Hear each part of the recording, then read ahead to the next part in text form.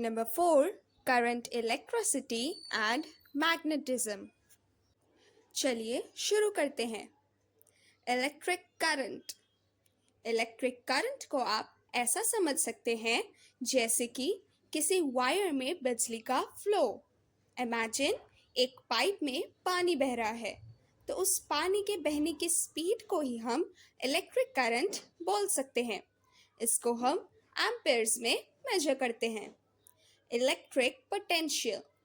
Electric potential का मतलब है किसी भी पॉइंट पर इलेक्ट्रिक प्रेशर। चार्ज हमेशा हाई प्रेशर से लो प्रेशर की तरफ मूव करता है।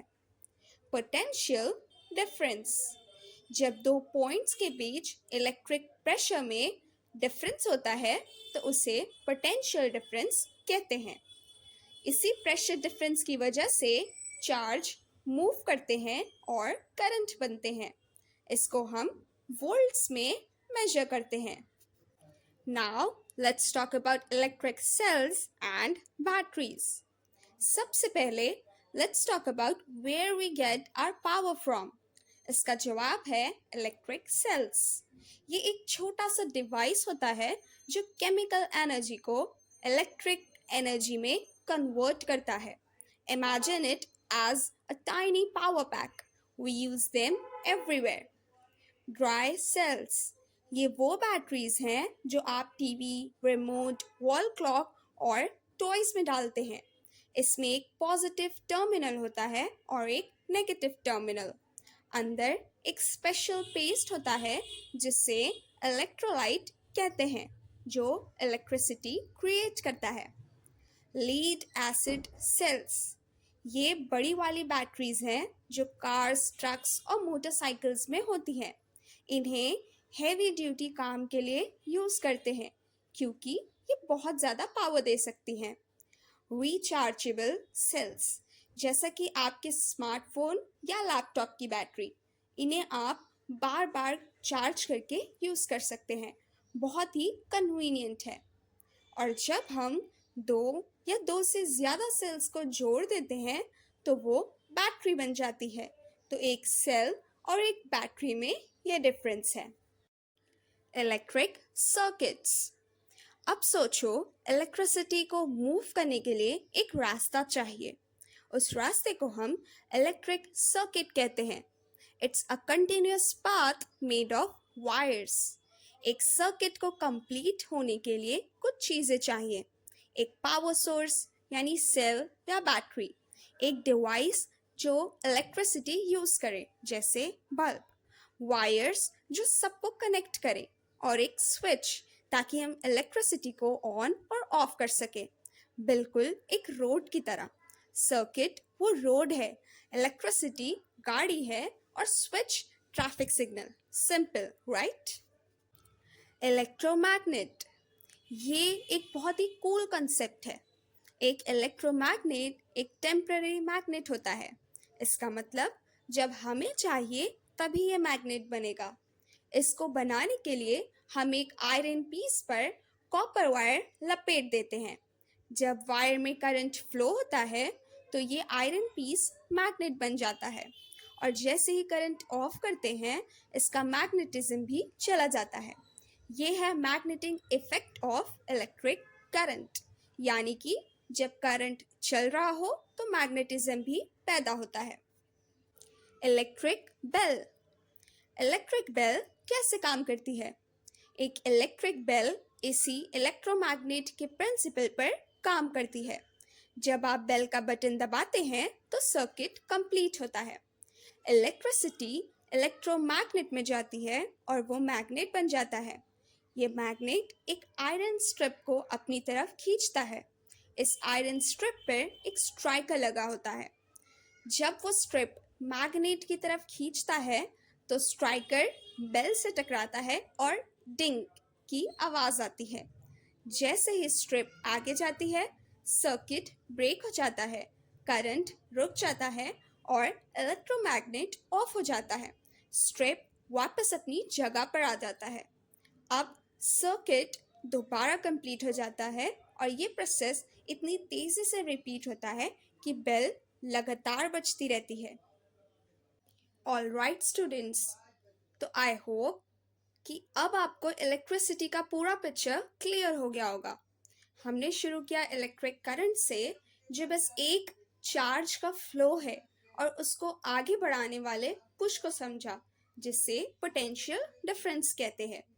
हमने उन अमेजिंग डिवाइसेस को भी देखा जो हमें ये बिजली देते हैं, जैसे हमारे छोटे गैजेट्स के लिए ड्राई सेल्स और कार्स के लिए पावरफुल बैटरीज।